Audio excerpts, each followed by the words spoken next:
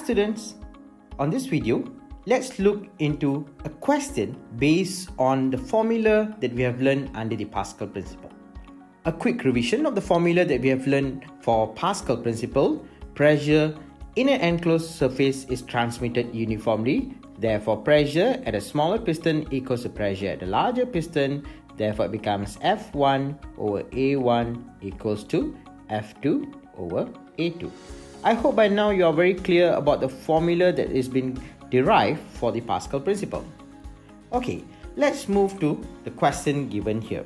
The diagram here shows a car hydraulic system, and the question states a force of 100 Newton is applied to the piston in the master cylinder with an area of 4 centimeters squared. So the force was 100 Newton and the area was 4 centimeters squared. So where does this force 100 Newtons exactly exerting? The force 100 Newton is exerting on the master cylinder. Let's zoom in into the diagram here. Based on the question, a force of 100 Newton is applied to the piston. So where does this force 100 Newtons apply? On the master cylinder. The master cylinder here is exactly the smaller cylinder in the system here. So again, a 100 Newton force is being applied on the smaller cylinder or the master piston, and therefore the area of the master cylinder was also given to you, which is also equals to 4 centimeters squared. Now, the question I've asked you to calculate the pressure transmitted throughout the brake fluid. Before I solve this question for you guys, can you give a try first and write down the answer on the space provided below? Once you have done, and then we will continue with the solution. Okay, I hope all of you able to solve the question. Now let's see whether the answer that you have provided is correct or wrong. So to solve this question, calculate the pressure transmitted through the brake fluid. Remember, pressure in an enclosed surface will remain the same. So all you got to do here, we go back to the formula, the basic formula of pressure, which says pressure is equals to force over area. And the force applied is already given to you, which is equals to 100 Newton. So replace the force with 100. And the area was given to you 4 centimeters squared. Replace with the 4. And therefore you got an answer of 25. Don't forget the unit here. In your exam, the units carries marks. So do not miss out from writing out the SI unit for every calculation questions in your exam. So what is the unit here?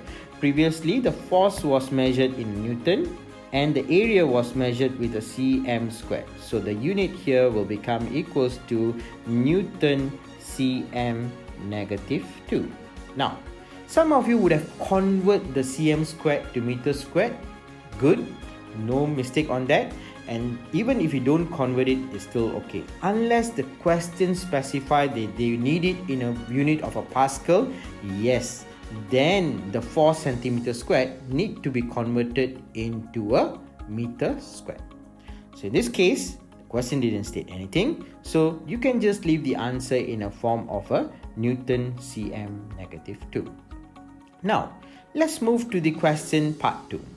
If the piston at the drum brakes has an area of 10 centimeters squared, the brake drum is the larger piston, and they have mentioned the area of this large piston here is equals to 10 centimeter squared.